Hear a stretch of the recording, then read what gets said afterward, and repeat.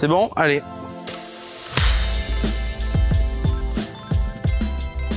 Donc je m'appelle Jean-Philippe, donc je m'occupe de Black Sheep Studio. Donc Black Sheep Studio, c'est une agence studio de création et de communication audiovisuelle, où en gros, nous, notre travail consiste à produire des supports de communication vidéo. Alors, on en discutera peut-être après, mais à la fois audiovisuel, donc tourner avec des caméras, et aussi motion design, à destination des entreprises, des collectivités, des startups, des écoles aussi, écoles d'ingénieurs, universités, etc., avec qui on collabore beaucoup, dans le but effectivement de délivrer des messages et communiquer sur une thématique, un sujet précis.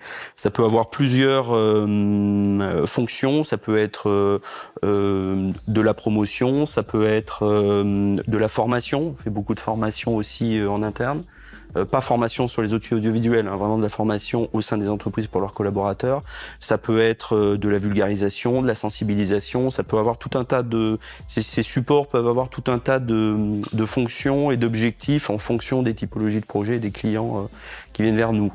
Aujourd'hui, nous, on est organisé en 3 pôles. Un pôle donc audiovisuel, donc qui s'occupe de tout ce qui est film institutionnel, film corporate, formation e-learning, publicité, etc. Un pôle qui est dédié au motion design, donc tout ce qui est film animé et conçu graphiquement. Et on a un 3e pôle qui est un pôle sonore et qui à la fois vient en appui des projets audiovisuels et motion design sur des opérations de captation sur tournage, sur de l'enregistrement de voix off, sur tout le travail de traitement, mixage, mastering qu'on peut avoir sur les films, mais aussi de sound design, notamment sur le motion design et autres. Et on commence aussi à faire des supports purement sonores, notamment à travers les podcasts, mais aussi à travers beaucoup d'autres choses dont les entreprises ont besoin. Et donc, c'est les 3 pôles autour desquels sont organisées aujourd'hui notre activité. Je suis, on va dire, créateur ou dirigeant, si on veut, même si j'aime pas trop ce mot-là, mais j'ai créé du coup Black Sheep Studio et son fonctionnement, son organisation, etc. Et au sein du coup de Black Sheep Studio, moi j'ai en charge la partie audiovisuelle, donc toute la partie tournage, etc. Je suis chef de projet à la fois sur les projets audiovisuels et motion design, ce qui signifie que c'est moi qui suis au contact des clients, de la partie commerciale à la partie que nous on appelle pré-production, c'est-à-dire tout ce qui va consister effectivement à faire un état des besoins du client, c'est-à-dire là on reprend les cahiers des charges un petit peu marketing, c'est-à-dire quel est l'objectif du support qu'il souhaite produire, quels sont les publics cibles et les publics visés, parce qu'on va pas adopter le même niveau de langage ou les mêmes représentations ou faire le film de la même manière selon si on s'adresse à du tout public ou si on va s'adresser plutôt à un public d'experts. Et effectivement aussi faire un état du coup des messages clés, c'est-à-dire de toutes les informations qu'on a à communiquer dans le temps imparti de la vidéo. Et donc moi mon travail c'est de faire ce lien-là avec le client et après de rédiger un script, un scénario, de le storyboard, etc. pour rentrer dans une phase après de production à proprement parler des supports. Ben, en fait, on a tout un tas de projets en fait qui sont effectivement en général sur des thématiques différentes, sur des formats différents. Il y a du motion design, de l'audiovisuel, etc. Et en fait, chacun a, j'allais dire, son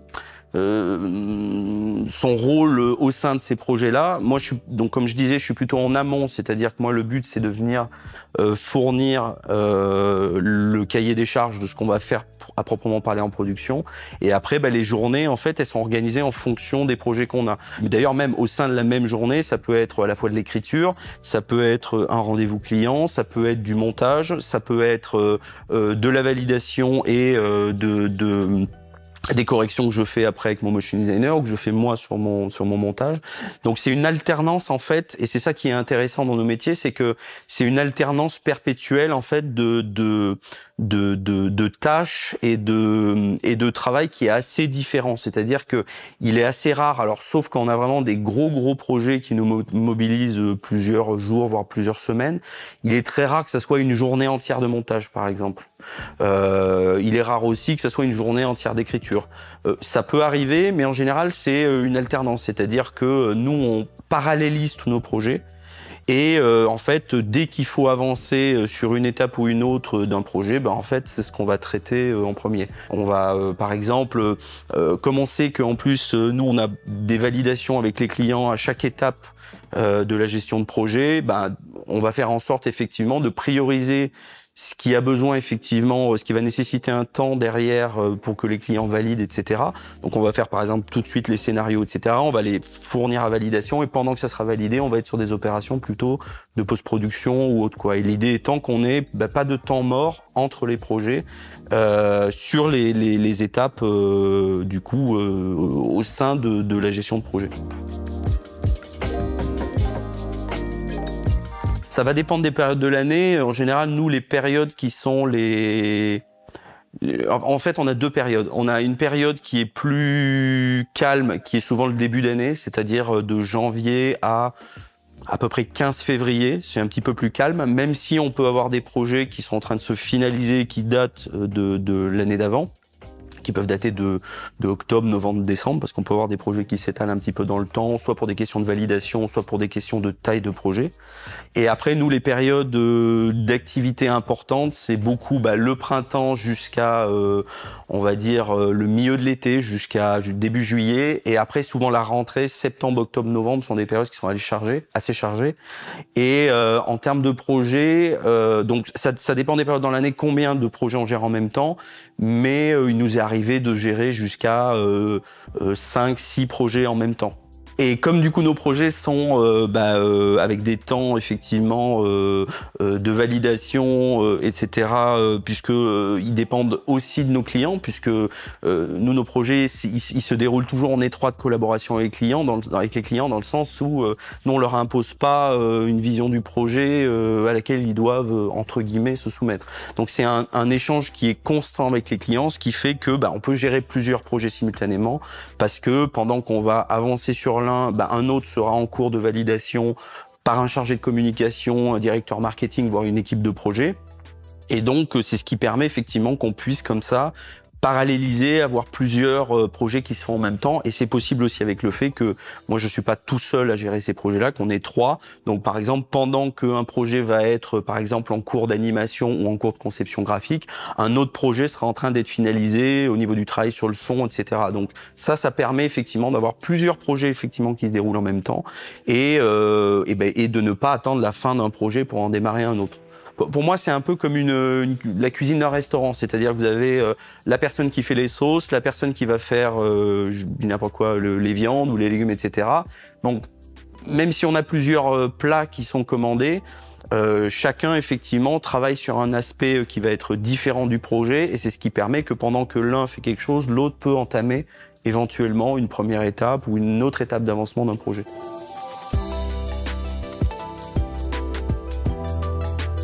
Le projet le plus court, c'est souvent ce qu'on fait par exemple en broadcast. Ça nous arrive par exemple de faire donc de la captation live, soit pour des concerts, soit pour des conférences ou ce genre de choses. Donc là, effectivement, on vient pendant la journée ou les 2 jours. On va capter en direct ce qui est à capter, on va faire la réalisation en direct et en fait, quand ça sort, on a quelques éléments à ajouter, mais tout le montage est fait. Il est fait directement à ce moment-là. Ça fait plutôt partie des projets les plus courts, les projets qui sont de type événementiel ou autre. Et après, dans les projets les plus longs, aujourd'hui, nous, ça va être principalement les parcours de formation. On fait beaucoup de parcours de formation puisque les entreprises de plus en plus ont des plateformes e-learning en interne pour former leurs collaborateurs ou former leurs nouveaux arrivants, etc. Et aussi l'université à travers les MOOC, les SPOC, etc. Et là, récemment, on a fait un gros projet de MOOC avec, je crois qu'il y a 11 cours, 18 interviews et 2 motion design. Et c'est un projet qui s'étale sur de la pré-production à la validation finale sur à peu près entre 2 mois et demi et 3 mois. Voilà. Parce que c'était des interviews à Paris, à Parnant, à Montguer, à Nantes, voilà. Donc c'est ce qui fait effectivement que c'est des projets qui s'étalent plus dans le temps, mais parce qu'en volume, il y a beaucoup à produire et beaucoup à faire. En termes de formation, je vais parler pour moi, mais je vais parler pour mes 2 autres collègues parce qu'on est tous les 3 dans la même situation. Moi, j'ai une formation j'ai un master en nanosciences, en physique et maths appliquées. J'ai un DU après en entrepreneuriat, donc ça c'est plus ce que j'ai fait à la suite de mes études pour créer une société, etc. Mais en fait, tous les 3, on est 3 autodidactes. Moi, je viens plutôt des sciences, mon collègue Nathanaël vient plutôt des bureaux d'études dans tout ce qui est le bâtiment, et mon collègue Evan, pareil, vient de, je sais plus, fac de psycho ou un truc comme ça, mais nous, ce goût pour l'audiovisuel, il nous vient en fait plutôt de nos activités personnel, c'est-à-dire que Evan, donc qui est notre ingénieur du son, a toujours fait de la MAO. Donc lui, il faisait de musique assistée par ordinateur avec des logiciels comme Ableton, etc. Donc il faisait déjà un peu de composition, un peu de traitement, un peu de travail fréquentiel, etc. Nathanaël faisait lui des petits films, des petits courts-métrages en stop motion, que ce soit avec des Lego, avec de la pâte à modeler, etc. Et moi, ce qui m'a fait commencer, c'est que j'avais une bande de copains, on était, je sais plus, 5, 8, 10, et je faisais les montages en fait des week-ends qu'on faisait. Donc on faisait un week-end au ski, j'avais un de mes collègues qui avait un peu d'argent, parce qu'à l'époque les caméras s'étaient pas données, qui avait une des premières GoPro, et du coup on filmait, et puis moi je faisais des montages sur de la musique après, à l'issue des trucs, puis on regardait ça ensemble, etc. quoi. Après, moi, ce qui a été un peu la bascule, c'est que quand je suis arrivé à l'université, il y avait des concours vidéo qui s'organisaient, qui étaient organisés par l'UGA, par le Press, par le Crous, etc. Et en 2009, la première année où je suis arrivé, comme je faisais un petit peu de montage, ça nous amusait, j'ai participé du coup à ces concours-là. Et on avait eu 3 prix. On avait fait 2 films, 3 prix. On avait eu un premier prix avec l'UGA, on avait eu un prix du public avec le Press, et je crois une seconde place, pareil, pour un film sur le Press. Et c'est là où on s'est dit, bah en fait, c'est quand même bizarre qu'on ait des prix alors que c'est pas du tout notre domaine de compétences, d'activités, etc. Et c'est ce qui a amené effectivement à qu'on crée une association, qu'on se mette à travailler beaucoup avec d'autres associations culturelles du campus, comme Armélé, comme Eve, comme Easy qui faisait dans le handicap. Et de fil en aiguille, en fait, on a fait beaucoup de films à l'université avec d'autres étudiants et avec des associations culturelles. Ce qui nous a amené à un moment donné, un peu par bouche-oreille, à travailler avec la ville. Et puis après, à travailler avec EDF, ça s'est fait beaucoup par capillarité. Et il y a un moment donné où il s'est posé la question de professionnaliser cette activité. Voilà. En fait, on s'est professionnalisé parce que effectivement, on était de plus en plus sollicité pour des projets, sauf qu'on était dans une association où on était bénévole. Il se trouve que moi, ça correspond. Donc, on était plusieurs dans cette association. On a été jusqu'à une dizaine à peu près. Et ce qui s'est passé, c'est que comme on arrivait sur les stages de fin d'études de 3 à 6 mois en master 2 ou en BTS ou autre. En fait, ce qu'on faisait nous plaisait pas des masses, en fait. Hein. Moi, je vais pas donner le nom de là où j'ai fait mon stage, mais c'était pas désagréable, mais je me projetais pas du tout professionnellement, finalement, dans ce domaine-là. Et j'aimais beaucoup ce que je faisais, du coup, en vidéo, même si c'était pas encore complètement professionnel, mais parce que c'était très polyvalent. J'avais l'impression de jamais faire la même chose. Du coup, on a eu 2 étapes. On a été d'abord auto-entrepreneur. Ce qui nous a permis effectivement de gagner un petit peu notre vie au départ avec cette activité-là, et puis ça permettait un petit peu de se professionnaliser. Et quand ça n'a plus suffi pour des questions de volume de projet, de chiffre d'affaires, etc., c'est posé la question à un moment donné de créer une vraie société de salarier une partie des gens et d'avoir effectivement une activité au même titre que d'autres agences ou d'autres studios qui peuvent exister, qui sont dans ce secteur d'activité, qui est donc la communication et la production du visuel. Je me permets de faire déjà une distinction. Notre secteur d'activité, c'est les métiers de la communication, communication digitale, marketing, etc. Ça n'a rien à voir avec le cinéma, même si une bonne partie des compétences qui sont employées dans la réalisation de ces projets-là sont issues effectivement des techniques du cinéma, puisque une caméra, un script, une prise de son, un montage, etc. Enfin, ça vient initialement effectivement du cinéma et du film, voilà. Donc ça, c'est une distinction qui est importante à faire. C'est deux domaines différents. Il y en a un, moi je considère que le cinéma, c'est ce qu'on fait, mais à un niveau d'excellence, c'est-à-dire que on fait un vrai travail sur la lumière, un vrai travail sur le cadre, un vrai travail sur la réalisation, un vrai travail sur le scénario, etc., etc. Et puis on le fait surtout sur des projets qui sont, que ce soit une série ou un film, qui sont sur des standards quand même plus importants, qui sont sur des standards de 45 minutes, 1h30, 2 heures, voire même plus. Et du coup, nous on le fait mais à petite échelle, puisque nous, la moyenne, on va dire, de la durée de nos supports, c'est 1 minute 30, 2 minutes, 3 minutes. Et de toute façon, il n'est pas nécessaire d'avoir des supports qui soient beaucoup plus longs pour les objectifs qu'on a sur un plan marketing et ce que nous demandent nos clients. Donc, cette distinction faite, en fait, ce qui est nécessaire dans notre activité, c'est justement l'opposé de ce qui est nécessaire dans le cinéma.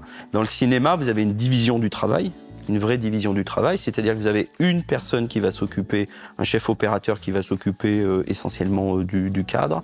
Vous allez avoir un directeur de la photographie qui va s'occuper exclusivement, on va dire, de l'esthétique, de la lumière, etc. Vous allez avoir un réalisateur qui, lui, va donner la vision un petit peu du film. Voilà. Vous allez avoir un assistant de réalisation pour coordonner éventuellement les acteurs ou autres.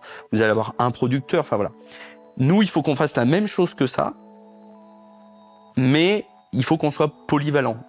Donc, nous, on ne peut pas se permettre d'avoir une équipe de 10 personnes pour faire que ce soit une interview, que ce soit un film publicitaire, etc. Parce que, on va dire, les projets ne le nécessitent pas forcément, alors sauf quand on arrive dans des standards comme des grosses publicités, comme vous pouvez voir à la télé, où on n'est pas un standard cinéma, mais on est quand même dans un standard une pub pour un parfum, etc. En général, c'est quand même sur un plan technique assez haut, même si c'est sur 20-30 secondes, et c'est ce qui fait que ces projets peuvent se faire. Nous, dans notre activité, il faut qu'on soit assez polyvalent. Moi, aujourd'hui, je fais pas un métier, je fais pas que la réalisation. Je suis obligé, mais ça me dérange pas pour ce que j'expliquais tout à l'heure, c'est-à-dire le fait d'avoir de la polyvalence au quotidien et semaine après semaine dans le travail. Je fais à la fois un peu l'écriture, je fais le montage, je vais faire le tournage, je vais faire la partie, on va dire, production, c'est-à-dire un petit peu coordonner tout le monde, etc. Le lien avec le client, etc. Et c'est pareil pour mes deux collègues au motion design et au son. C'est-à-dire que eux ne sont pas uniquement sur faire de l'animation. Il faut qu'ils soient capables de penser aussi un petit peu leur cadre, il faut qu'ils soient capables de penser aussi une palette un peu de couleurs quand on va faire un motion design, il faut qu'ils soient capables de hiérarchiser l'information au sein d'un tableau graphique en fonction du coup des informations qu'on a à faire passer. En général, c'est comme ça qu'on fonctionne sur l'animation, c'est-à-dire que vous avez des niveaux d'information. Vous avez l'information principale qui correspond au message que vous avez à communiquer, et après autour, vous allez avoir des éléments un peu secondaires qui rendent une scène un peu vivante, etc., mais qui ne participent pas directement aux besoins qu'il y a de communication. C'est plus pour rendre le film agréable, ludique, vivant, etc. Donc, dans notre activité, je redis, par opposition au cinéma où il y a une grosse division du travail, nous, on est obligé d'être multitâche et d'assumer plusieurs rôles parce que c'est difficile de faire autrement. C'est difficile aujourd'hui que ce soit sur une question de modèle économique ou que ce soit sur une question aussi d'efficacité dans le travail, d'avoir une personne dédiée à chaque métier pour réaliser un projet. Mais ça, c'est un sujet intéressant parce que aujourd'hui, je fais une aparté, mais aujourd'hui, nous, on reçoit énormément de candidatures, de demandes de stage, etc. Et le problème aujourd'hui de la génération actuelle qui essaie de s'insérer dans ce secteur d'activité-là, c'est qu'ils viennent soit en tant que monteur, soit en tant que voix off, soit en tant que graphiste, soit en tant qu'animateur. Et je pense qu'aujourd'hui, la position des agences, c'est d'être un peu réticent à avoir des gens qui sont monocompétences, parce que nous, on est dans des métiers d'intermittence, c'est-à-dire qu'on a des projets dont on ne sait pas forcément toujours à l'avance si ça va être plutôt de l'événementiel, du broadcast, de l'audiovisuel, la pub, etc.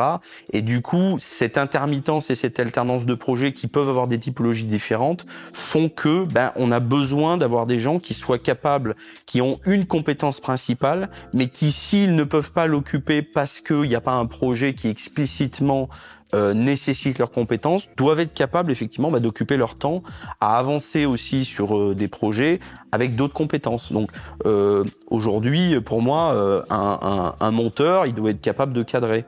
Il doit être capable de cadrer un petit peu, il doit être capable éventuellement de faire un peu de traitement colorimétrique, il doit être capable de faire un peu, je sais pas, un tout petit peu de montage sonore si c'est nécessaire, c'est pas tout le temps nécessaire.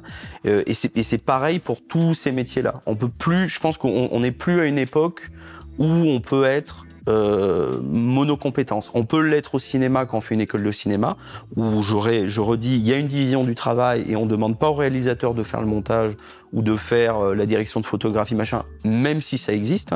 Il y a des réalisateurs effectivement qui sont compétents et qui ont une idée suffisamment précise de ce qu'ils veulent et une compétence technique qui font que ils vont assurer plusieurs postes. Mais aujourd'hui, ça se fait presque plus. Ça se faisait plutôt dans les années 70 jusqu'au début des années 80 avec, je sais pas, vous prenez Carpenter, il faisait la réalisation, il faisait parfois le scénario, il faisait la musique, par exemple. Il faisait ces trois trucs-là.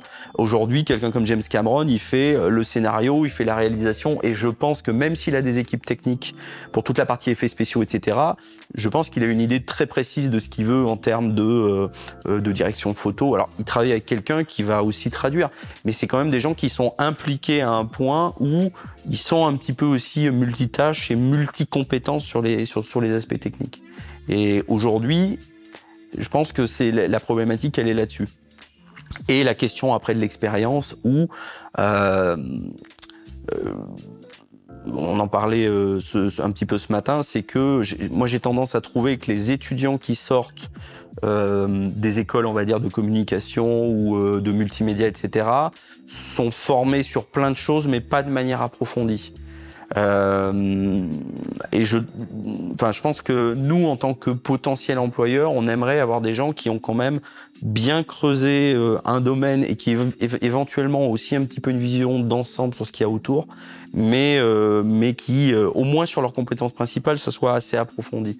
Parce que forcément après, nous quand on les intègre dans les équipes, ça prend du temps, il faut les reformer, il faut leur permettre d'avoir un peu d'expérience, etc. Et c'est un peu aujourd'hui, je pense, que ce qui est bloquant par rapport aux candidatures qu'on reçoit, quoi. Faut avoir une spécialisation et effectivement, faut être polyvalent. Ça veut pas dire qu'il faut être expert des compétences un petit peu secondaires, mais il faut être capable de se débrouiller. Et je pense que de toute façon, vu la tendance aujourd'hui où tout le monde a un smartphone, tout le monde peut faire un peu de vidéo, tout le monde peut même monter un peu de vidéo sur son smartphone, etc.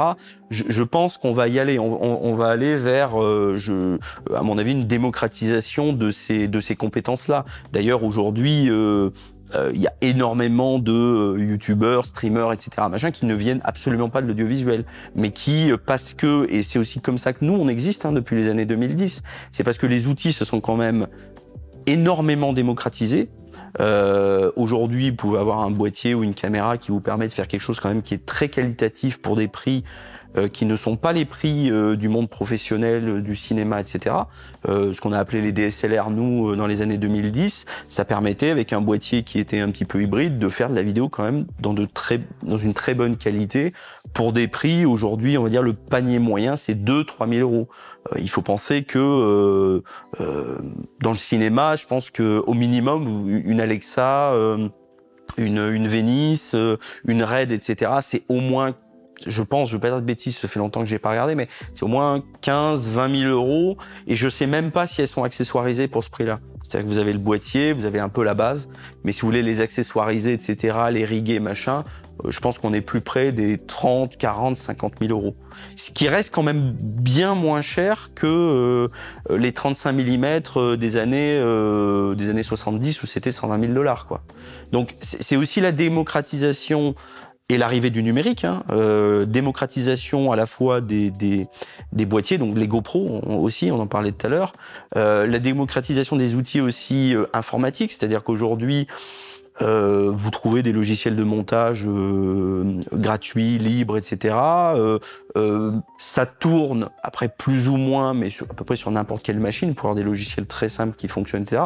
Et je pense que tout ça va nous amener de toute façon à ce que la vidéo à proprement parler, et je pense que c'est pareil dans le motion design, l'animation, il y a énormément de choses qui se développent, qui permettent d'automatiser ou d'utiliser de l'intelligence artificielle ou du machine learning, etc.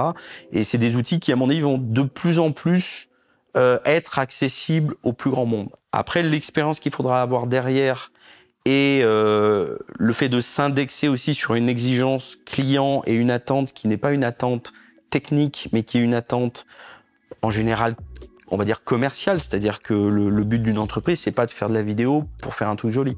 C'est faire une vidéo parce que on a des attentes derrière, que ce soit en termes de vente, de formation, on en revient aux fonctions dont on parlait tout à l'heure, qui sont assez précises. Donc il faut arriver à faire cette passerelle-là. Mais oui, moi, ça me paraît assez évident que c'est la tournure que ça va prendre dans les années à venir. Je suis assez partagé parce que à la fois, effectivement, une GoPro, on appuyait sur un bouton et ça enregistrait. Le montage, il y avait quand même des logiciels assez... Moi, je faisais ça sur iMovie, je crois, à l'époque. C'était bien interfacé, on avait 2 petites réglettes, on réglait la longueur de son plan, comment ça s'enchaînait, on avait des petits éléments de transition, etc. Donc, même si au départ, c'est quand même des outils qui sont pas trop compliqués à utiliser, ça a été quand même un peu compliqué d'aller vers de la technique un peu avancée. C'est-à-dire, par exemple, moi, le son, ça a été...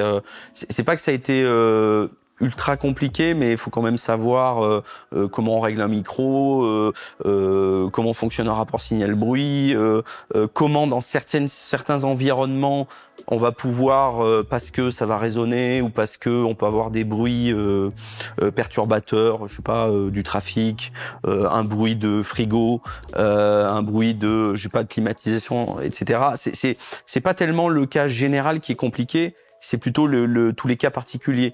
Et il y en a beaucoup plus que ce qu'on pense. C'est-à-dire que il est pas rare, voire même il est quotidien qu'on se retrouve dans des situations de tournage où on n'a pas la pleine maîtrise de l'environnement dans lequel on enregistre ou dans lequel on produit, etc. Par opposition d'ailleurs au motion design, où là on a une maîtrise de tout, puisqu'on crée exactement ce qu'on souhaite et ce dont on a besoin pour les besoins du support. Mais quand sur de la production classique, audiovisuelle, etc., on n'a pas toujours cette maîtrise. D'où l'intérêt du studio. Le studio, par opposition, on va dire, à un lieu de tournage qui est imposé, le studio, il permet d'avoir une maîtrise complète de la lumière, du son, de l'environnement, selon si on tourne sur fond ou pas sur fond, etc. Mais c'est une autre palette de compétences techniques. Donc, on part forcément de plus loin parce qu'au départ, on n'a pas de formation dans ce domaine-là. Par contre, on va dire que grâce à l'époque dans laquelle on est, avec YouTube, avec Internet de manière générale, et puis beaucoup les communautés, les gens qui discutent, etc., on arrive, enfin, nous en tout cas, on a réussi à se former et à perfectionner un petit peu la technique au fur et à mesure du temps, même si aujourd'hui on est arrivé à un certain standard qui est le standard à peu près de tout le monde, et que on commence aujourd'hui à prendre un peu de distance avec la technique, parce que on se rend compte que les clients, c'est pas... Bien sûr qu'il y a une exigence de qualité minimum, etc., mais c'est pas forcément là que les clients nous attendent le plus. Eux, je pense qu'aujourd'hui, de l'expérience qu'on a, là où ils nous attendent, c'est plutôt sur le fond, c'est-à-dire plutôt sur l'écriture, plutôt sur ce qu'on arrive à faire passer par l'image, etc. Donc, nous, la technique, on est en train, non pas de s'en éloigner, mais maintenant qu'on a atteint un standard, après je dis ça, mais c'est très différent d'un projet à un autre, hein. On peut avoir des projets qui sont très exigeants techniquement, mais c'est vrai qu'aujourd'hui, nous, on est plus dans une recherche de, avec ces outils techniques, de quelle manière on peut atteindre telle émotion, ou en tout cas essayer de faire ressentir telle ou telle chose au public auquel on adresse ces supports, plutôt que chercher toujours plus de pixels, toujours plus de dynamique, toujours plus d'informations dans l'image, toujours plus de... je sais pas, enfin, la technique, aujourd'hui, malheureusement, ça se résume à peu près à ça, quoi. C'est toujours plus de pixels, toujours plus de stop de dynamique, toujours plus d'informations selon si vous tournez en 4.2.0, en 4.2.2, en 8 bits, en 10 bits, en 12 bits, en je sais pas combien.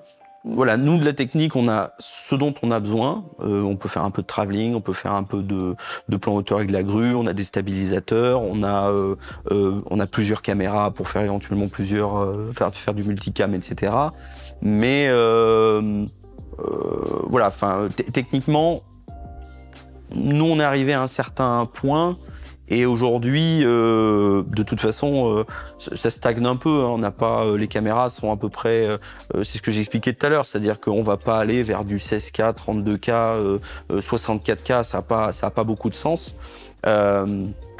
D'autant plus qu'aujourd'hui, 90% des supports qu'on produit, à la demande des clients, sont des produits en haute définition, c'est-à-dire en HD 1080. Donc voilà, donc la technique, ça a aussi à un moment donné ses limites, et je sais que pour nous, à un moment donné, ça a été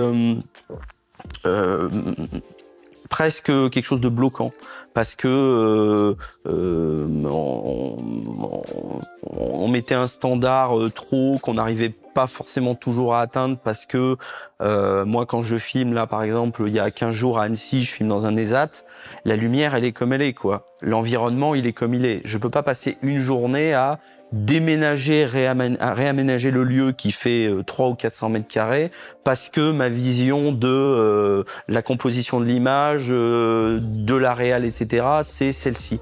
Donc aujourd'hui, pour être moins frustré de ça, on essaie d'être plus dans une recherche de faire passer des ressentis, des impressions, des sentiments, voire des émotions, même si c'est un peu, voilà, par l'image, et essayer plutôt de moins se focaliser sur la technique, et essayer de faire ressortir quelque chose de la manière dont on compose ou dont on filme pour nos supports.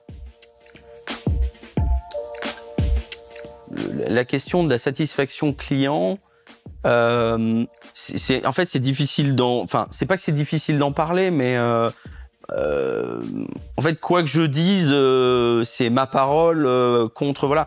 En fait, nous, aujourd'hui, on a 99%, 99 même 9% de satisfaction, et même les projets où ça peut arriver effectivement que y ait des choses qui soient qui posent problème, etc. De toute façon, nous, notre logique, c'est la satisfaction des clients. C'est-à-dire que on reprendra et on modifiera autant que nécessaire, puisque nous, notre but, c'est que les clients soient contents du travail pour lequel ils payent. Nous, c'est notre seul objectif. Après, on essaie d'être quand même force de proposition, on essaie de les accompagner, on essaie de leur dire, puisque c'est notre travail, de faire aussi de la veille sur ce qui se fait, sur les manières d'amener les sujets, sur les manières de communiquer, etc. On est force de proposition, mais c'est quand même eux qui ont le dernier mot à la fin. Et aujourd'hui, on a aussi une grosse satisfaction client parce que on a au sein de la gestion de projet entre 3 et 5 étapes de validation qui ont à la fois pour but de se dire voilà, ce travail, on sait qu'on part sur cette base-là pour construire la suite, mais à la fois, c'est ce qui permet, ces étapes de validation, de donner de la visibilité au client et de lui permettre de se projeter le plus possible sur ce que sera le support à la fin, avant que celui-ci soit produit. C'est ça l'intérêt, c'est que nous, on a tout un tas de documents qu'on fait pour les clients, qui ont pour but qu'ils arrivent dans leur tête à se dire ça va ressembler à ça, ça va partir de tel point pour arriver à tel point, on va aborder telle information, on va présenter tel et tel contexte, lieu, personnage, interview, etc. Et c'est ce qui fait que en général, il n'y a aucune surprise, enfin, il y a toujours la surprise de le voir mis en image, c'est-à-dire que ça vit, c'est contrairement au papier, on sort de quelque chose qui est assez fixe et théorique pour que ça prenne corps une fois que la vidéo est produite. Mais en général, on n'a aucune surprise en fin de projet et c'est à la fois rassurant pour eux, parce que ça veut dire que le résultat qu'ils obtiennent à la fin est conforme avec ce qui a été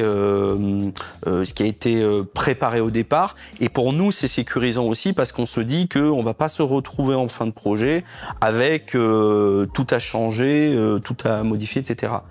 Et le dernier point, c'est que cette satisfaction cliente, elle est importante aussi parce que aujourd'hui, nous, les projets qu'on réalise pour les uns et les autres ne passent pas par une fonction commerciale où on va démarcher au téléphone en longueur de temps, etc. Aujourd'hui, nous, on va dire, c'est 70-80% du bouche-oreille. Après, on a le site internet qui nous fait rentrer des nouveaux clients et des nouveaux projets pour une part qui représente 20-30%. Mais nous, en fait, si les clients sont satisfaits, ils vont parler en bien du travail qu'on a fait, d'autant plus que ces supports en général sont montrés aussi à leurs collègues, à la fois au sein des entreprises, mais aussi entre services de communication ou services marketing. Donc nous, notre intérêt, c'est qu'ils soient, pas fiers, mais qu'ils soient contents du travail, contents du rendu, contents des objectifs atteints, etc., puisque c'est eux qui sont notre meilleure, j'allais dire, notre meilleure promotion après pour présenter notre travail, etc. Nous, on produit assez peu de supports pour communiquer sur notre propre activité. Nous, notre carte de visite, c'est les projets qu'on réalise pour nos clients. En fait, il y a pas, je pense qu'il n'y a pas un projet en particulier, mais donc il y a pas vraiment un projet en particulier qui fait que on a entre guillemets rebondi sur ce projet-là avec plein d'autres propositions de projets, etc. Mais disons que nous, notre force, c'est que comme on n'est pas spécialisé, parce que moi je considère que en tout cas, dans notre domaine d'activité, moi, la spécialisation, c'est quelque chose que je comprends pas trop, parce que quand on a à un moment donné une certaine compétence technique dans la production de support, qu'il soit audiovisuel, motion design, qu'on traite une thématique ou une autre à partir du moment où on sait comment fonctionne, quelles sont les règles de la communication ou du marketing, je vois difficilement comment on peut ne pas passer d'une thématique à une autre, puisque c'est les mêmes outils, c'est les mêmes manières d'aborder les choses avec ce dont on parlait tout à l'heure, des objectifs, des cibles, des messages clés, etc. D'autant plus que nous, notre travail, c'est pas un travail qui se fait de manière verticale avec un chargé de communication, un directeur marketing, etc.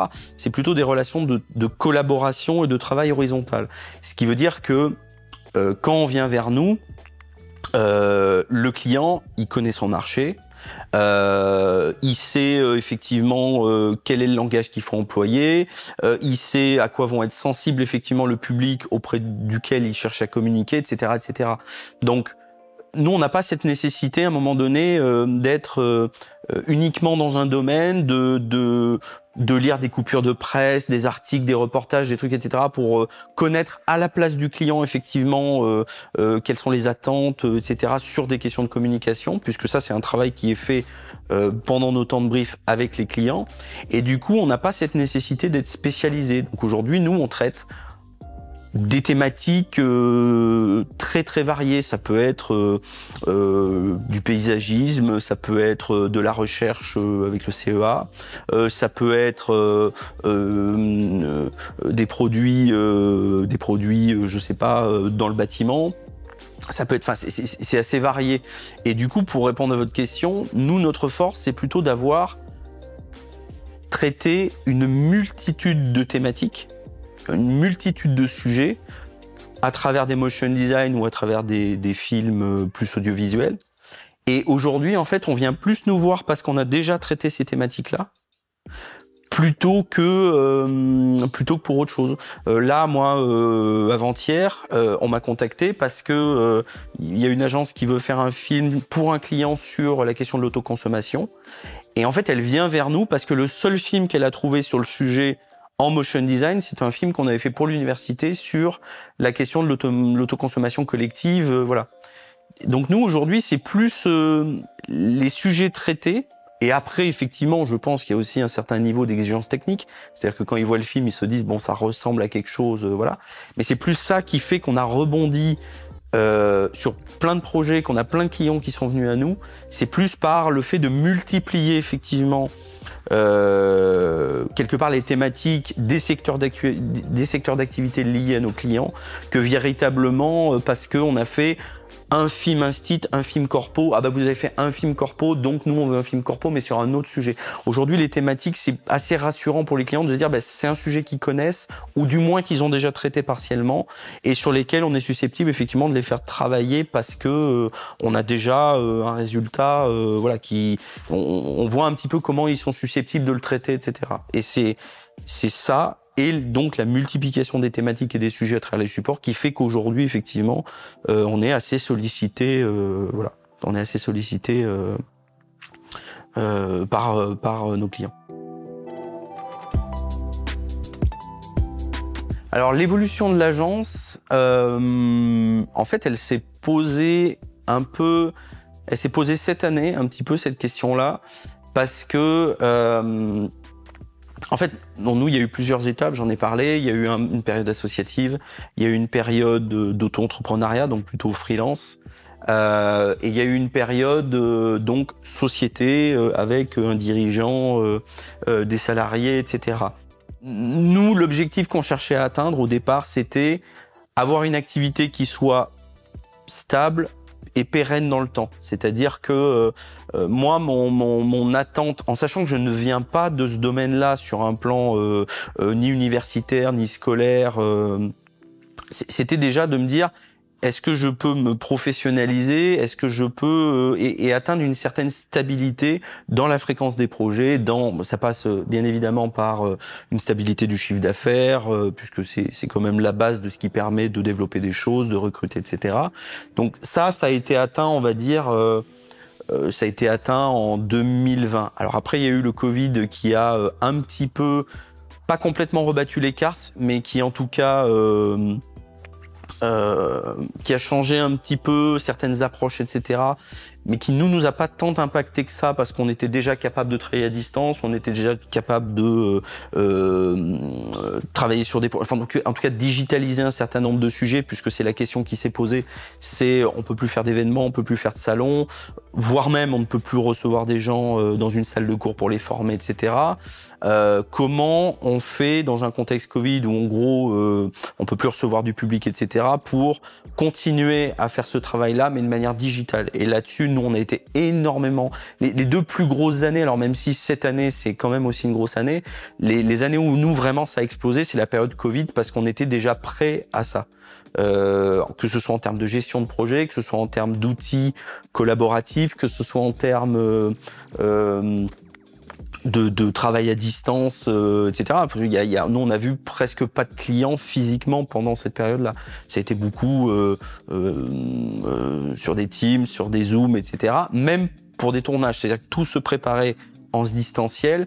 Et le tournage, après, était organisé avec un certain nombre de règles après sanitaires, etc. Mais nous, en fait, on a pu continuer à travailler dans ce cadre-là. Et donc, après le Covid, nous, on a gardé cette stabilité. Et cette année, on fête nos 10 ans. Et donc, se pose la question maintenant de comment on va faire évoluer les choses et qu'est-ce qu'on a surtout envie, parce que je pense qu'on est dans des métiers où on a la chance de décider aussi de ce qu'on a envie de faire ou de ce qu'on n'a pas envie de faire. Donc la question, elle se pose actuellement, mais pour y apporter des réponses, elle se situe à la frontière entre nos envies et l'état de la communication et en particulier du digital aujourd'hui. Parce que on peut pas séparer les deux. C'est-à-dire qu'aujourd'hui, nous, sans développer, parce que ça fera l'objet on va faire des, j'ai pas le droit de dire, on va faire des choses effectivement pour en parler, mais avant de se demander comment on va se développer, c'est quoi la communication en 2022 ? Nous, on part de 2010 où il y avait certaines attentes, certains besoins, il y avait certains réseaux sociaux qui étaient un petit peu émergents, il y avait certains besoins clients, etc. Aujourd'hui, avec des plateformes comme LinkedIn, comme TikTok, comme machin, il faut aussi qu'on repense les formats, qu'on repense la durée des supports, qu'on repense. Enfin, il y a tout un tas de choses à repenser parce que la communication va se faire sur ces canaux-là, en particulier pour les entreprises. Alors après, ça dépend des plateformes en fonction de si c'est du B2B ou du B2C. Mais donc, il y a une réflexion à avoir sur quels sont les supports, quelles sont les manières de communiquer, quelles sont les campagnes, les plans de communication qui, en fonction des canaux de diffusion et des besoins actuels, vont être à construire dans les années à venir. Et du coup, c'est là-dessus que nous, on est en train de travailler. Le but étant effectivement de continuer à proposer ce qu'on propose, parce qu'il y a toujours des contextes où ce qu'on fait sera toujours pertinent, mais c'est aussi de préparer la suite parce que le digital est en pleine mutation et que il va falloir proposer des formats et des choses qui vont avoir davantage d'impact auprès des publics qu'on va cibler, etc. Puisque in fine, c'est l'objectif. In fine, le but, c'est atteindre la cible et atteindre effectivement les objectifs qu'on a sur un plan de la communication et du marketing. Donc, je veux pas développer ce truc-là parce que nous, on aura un temps de communication là-dessus, mais voilà, on se pose ces questions-là actuellement. On a aujourd'hui effectivement des locaux aussi qui sont quand même support pour pouvoir développer des choses à la fois à Valence et à la fois à Grenoble, même si aujourd'hui nous on travaille partout en France, hein, on est régulièrement à Paris, à Nantes, à Toulouse. Moi j'ai 2 projets là qui vont m'amener à Aix, Montpellier, Marseille, un autre du côté de Bordeaux. Donc c'est voilà, mais voilà, donc on est dans cette réflexion là et on aura un temps de communication effectivement, principalement à destination de nos clients, mais aussi les gens qui sont dans le domaine, ça peut être vous, ça peut être les autres agences, etc., où nous, on est en train d'amorcer une réflexion en profondeur sur ce sujet-là pour se dire, voilà, où on en est aujourd'hui, et parce que nous, on a eu la tête dans le guidon un peu pendant 10 ans, où on en est aujourd'hui, et qu'est-ce qu'il va falloir faire évoluer pour s'ancrer de manière encore plus pertinente dans les objectifs marketing et de communication que peuvent avoir aujourd'hui les entreprises, mais aussi les collectivités. C'est pas parce que les collectivités vendent pas des choses qu'ils n'ont pas des publics cibles. Moi, je le vois aujourd'hui avec notamment des élus. C'est pas du marketing au sens du commerce, mais il y a quand même du marketing parce qu'on se pose des questions de comment on aborde certains sujets sans frustrer, sans blesser, comment ça peut être pris, etc. Et ça, c'est des questions qui sont toujours marketing. C'est toutes ces questions qui consistent à se mettre à la place des gens auxquels on adresse un certain nombre de messages et de se dire comment on peut quelque part faire pénétrer le mieux possible ces messages-là pour qu'ils soient correctement compris et qui aussi parfois amène une action ou une démarche auprès de ces spectateurs entre guillemets. Voilà. C'est bon ? Quelle heure il est? J'ai parlé. Ah oui, putain. 47 minutes, bon ça va. Ça va.